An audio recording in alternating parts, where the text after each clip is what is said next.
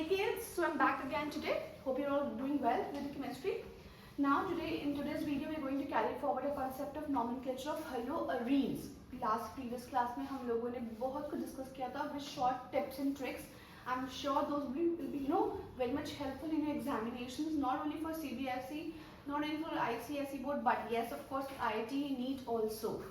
Okay, now if we discuss about the nomenclature of haloarenes, जिनको हम aryl halides बोलते हैं, तो in this very case also आपका haloarenes ही आपका nomenclature है, नाम देते हैं हम aryl halides से, common names यही होते हैं आपके. तो अब यहाँ पे दो चीजें कैरी फॉरवर्ड करनी होती हैं, एक IUPAC नेम और एक कॉमन नेम्स. दो कॉमन नेम बहुत ज्यादा फ्रीक्वेंटली ऑप्टेबल नहीं है, यहाँ पर IUPAC ज्यादा चलता है हमारा. तो IUPAC में हम लोग नंबरिंग प्रीफिक्स जोड़ते हैं और हम कॉमन में ऑर्थो मेटा पैरा यूज करते हैं. तो I will tell difference between the two things today कि आपको कैसे क्या कैरी फॉरवर्ड करना है. अगर मैं कॉमन की बात करती हूँ तो कॉमन में I would say ortho Meta para, ये तीन हमारे प्रीफिक्स लगते हैं. और हमारे IUPAC में we have a prefix like either it is 1 2 और इट इज 1 and 3 और इट इज 1 and 4. दोनों कंट्रास्टिंग है, दोनों एक तरीके से कंट्रास्ट भी है, सेम भी है. अब कैसे वो देखो, ये मेरा ये मेरा एरोमेटिक हाइड्रोकार्बन है, ठीक है, जिसको हम बोलते हैं बेंजीन, सिंपल सा.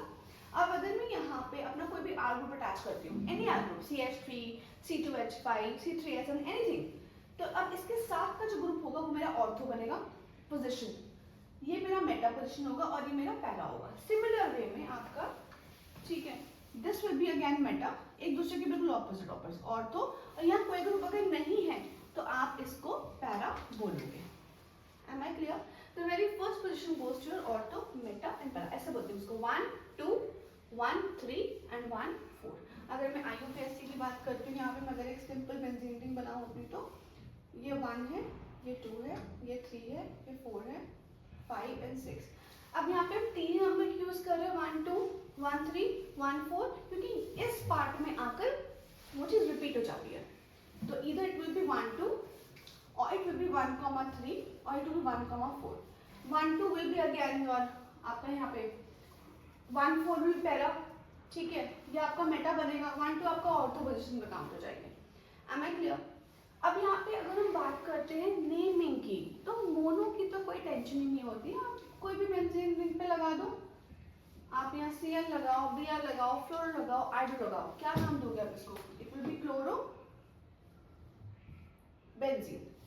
आप लोगों के लिए मोनो करना डिफिकल्ट नहीं है, बट जहाँ पे डाई हाइड्रोजन डेरिवेटिव्स आते हैं वहाँ पे आपको दो चीजें याद रखनी है. सब आपका जो पेरेंट जो चेन है, एरोमेटिक चेन है, वो बेंजीन रिंग अगर होता है, बेंजीन रिंग पे दो कैटेगरीज अगर मैं लेके चलूँ जो आपके कोर्स में अभी आएंगी मेजरली, तो उस पार्ट में अगर मेरे पास कोई सब्स्टिट्यूएंट है या कोई चेन लगी हुई है, एक तरफ कोई सब्स्टिट्यूएंट है और चेन या फिर कोई चेन लगी हुई है और एक तरफ हमारे पास हैलोजन है, तो आप किसको प्रेफरेंस दोगे? What will be your answer? The preference will be given to your halogen. ठीक है, आपका जो भी सब्स्टिट्यूएंट अटैचमेंट होता है या कोई चेन होती है, ग्रुप होता है, और आपका एक बाजू में हैलोजन भी लगा हुआ है बेंजीन रिंग पर, किसी भी एरोमेटिक हाइड्रोकार्बन पे, तो आपका प्रेफरेंस डायरेक्टली हैलोजन पे जाएगा. ठीक है, सपोज जनरली यहाँ पे मैंने एक एग्जांपल लिया है CH3 और यहाँ मैंने कर दिया Cl. मैंने अभी क्या बोला कि आपके पास कोई सब्स्टिट्यूएंट, ठीक है, या कोई ग्रुप लगा है, कोई चेन बनी हुई है, मैंने यहाँ पे CH3 मिथाइल ग्रुप ले रखा है और एक तरफ मैंने हाइड्रोजन लगा दिया, तो my naming will begin, my numbering will begin from hydrogen 1 2 3 and 4. तो मैं क्या बोलूँगी इसको, 1 पे क्लोरो है, हाइफन 4 पे मिथाइल है and it is my benzene. Am I clear? ठीक है.